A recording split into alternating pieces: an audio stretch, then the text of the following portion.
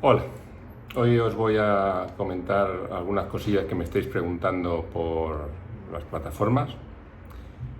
Bien, me estáis preguntando por el libro y si sirve para diferentes cuerpos, para secundaria, para FP, para orientación, para infantil, para primaria. Y yo os tengo que decir, igual que respondo a los opositores que me preguntan si preparo para realizar una programación de matemáticas o de física y química o de biología o de lengua. Las programaciones no hace falta ser especialista en nada. Hay que saber realizar una bonita programación y planificarla bien. Entonces, simplemente es encajar bien las piezas que compone una programación didáctica. Esa concreción curricular, partiendo de los criterios de evaluación, que son los aprendizajes competenciales que quiero impartir, esas competencias clave. Después, pues, tropocientos apartados que tiene una programación didáctica, como puede ser esa metodología activa, participativa, funcional, significativa, innovadora, ese uso de las tecnologías que en estos momentos de COVID son fundamentales, tanto a nivel presencial como a nivel online, los espacios presenciales, semipresenciales, los espacios online, esos espacios virtuales como el Classroom, como EVAGD, etcétera, los recursos multimedia, pero también los recursos impresos, también son interesantes, no rechazando ninguno. Después los modelos de enseñanza que vamos a estar utilizando en las diferentes actividades de las que componen nuestra situación de aprendizaje.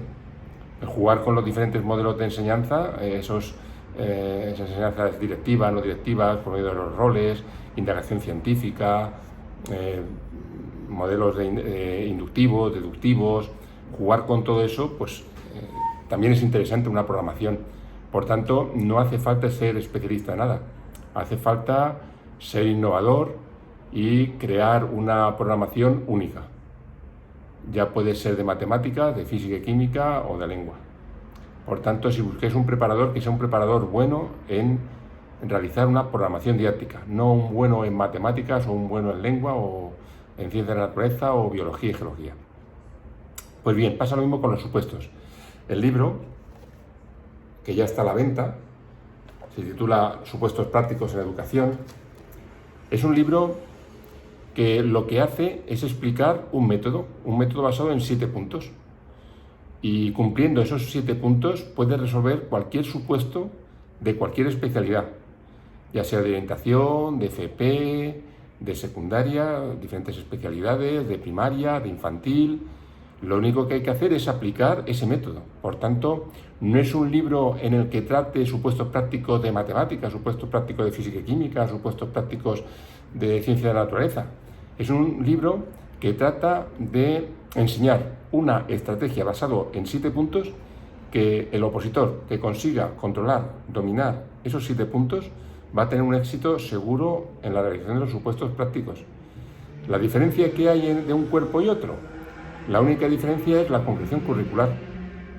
En secundaria las especialidades tienen una concreción curricular basada en un real decreto y en un decreto, la FP lo mismo, y primaria también tiene su propio real decreto y su decreto, infantil también le pasa lo mismo. Entonces, la concreción curricular sí que es diferente, pero lo que es las estrategias para resolver un supuesto práctico, partiendo de ese contexto a nivel de centro, de alumnado, de curso, de entorno y un aprendizaje determinado, es lo mismo para todos. Vamos a tener que trabajar los 7 puntos del método. Es decir, vamos a tener que hacer una introducción, justificación de por qué hemos elegido ese supuesto práctico.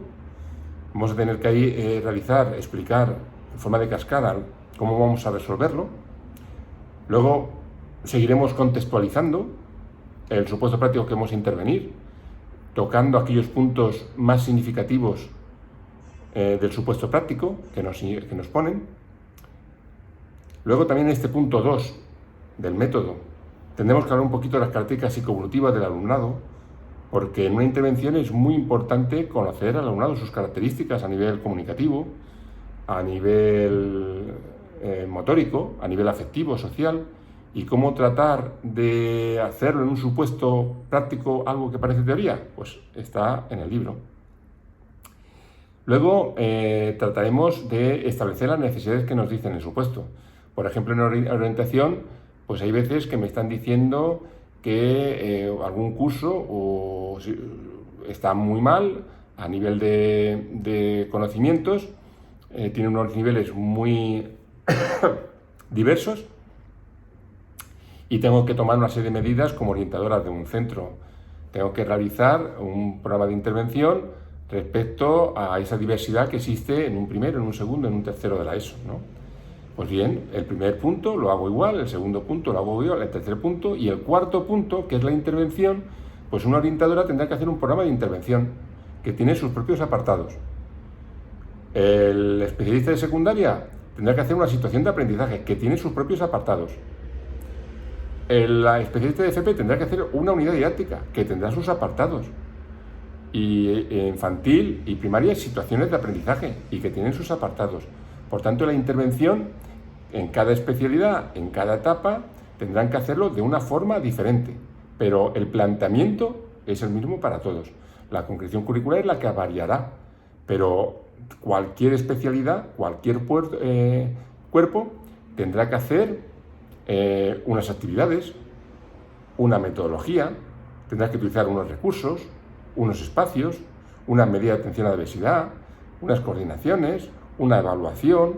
Entonces, todos los demás elementos son comunes a todos los cuerpos. La única variación que existe entre un cuerpo y otro es la concreción curricular. Todo lo demás es lo mismo.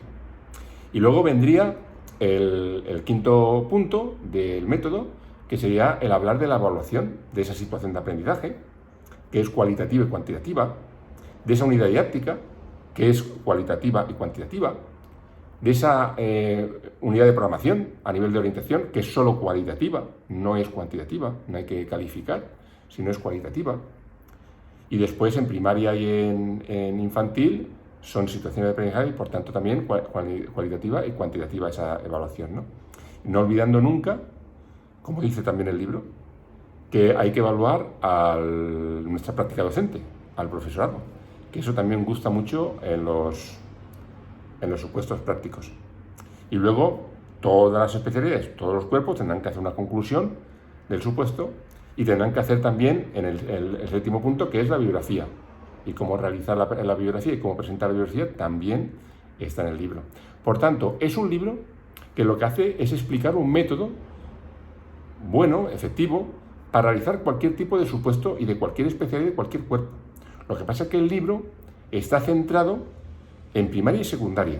Hay ejemplos de supuestos prácticos que han ido cayendo durante estos años en primaria y supuestos prácticos que han ido cayendo en secundaria. No contiene ningún supuesto práctico de orientación ni de FP, porque entonces sería demasiado extenso, se diversificaría demasiado el libro, ¿no? Pero que el método que es la esencia del libro, serviría para cualquier tipo de especialidad. Espero que os haya un poquito aclarado estas pequeñas dudas y lo único que espero es que la gente que haya adquirido el libro o me lo pongan por Facebook o me lo pongan por YouTube, si les ha gustado o no les ha gustado, para animarme a publicar otro libro similar, ¿vale? Muchas gracias.